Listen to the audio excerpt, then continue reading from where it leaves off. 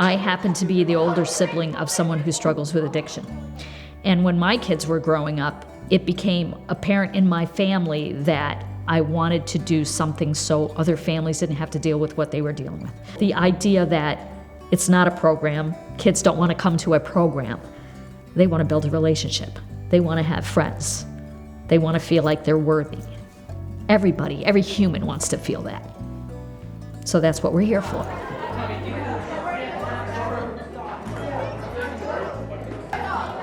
So prior going into that, we went back to the kids and said, okay, what's going to bring you to a place? What do you want to see? What do you, since you came to us, what would you like to see?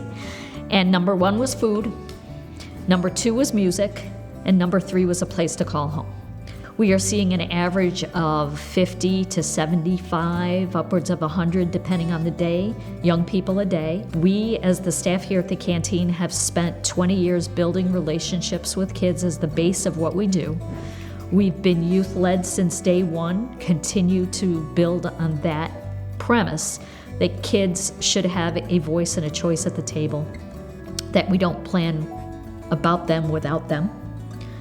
And my staff's sole focus is the kids who come here.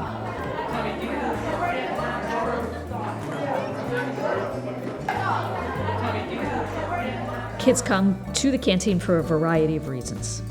Some are just looking for a place to come after school because if they went home, it would be to an empty house where their parents are working, they're left to their own devices to maybe make some unhealthy choices, some risky behaviors. So they want to be surrounded by other kids, and they're social beings. At the heart of who they are, they're social beings.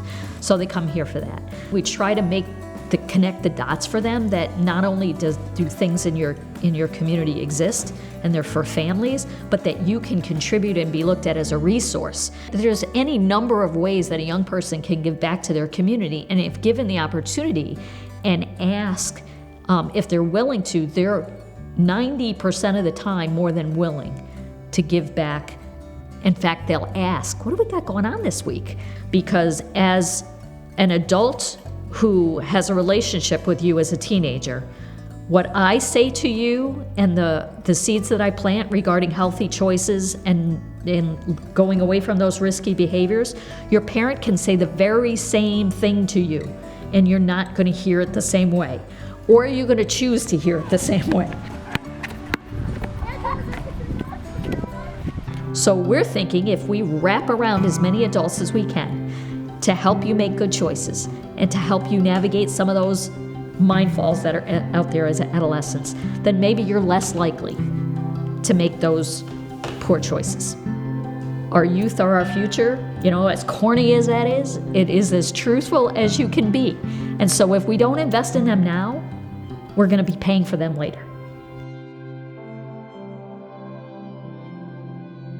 Family. Amazing. Friendship. Fun. Friendly. Welcoming. Amazing. Home. Awesome. Friendly. Awesome. A fun place. Food. Fun. Food. Fun. Very fun. Helpful. So we're a little mom and pop operation that truly rely on continued support. So my goal 20 years from now is that we still value what we can bring to the table for our young people, and that kids are still talking about, oh, the canteen, that was just an awesome place. I had such a good time there. That would be awesome to me, to just keep doing that forever and always.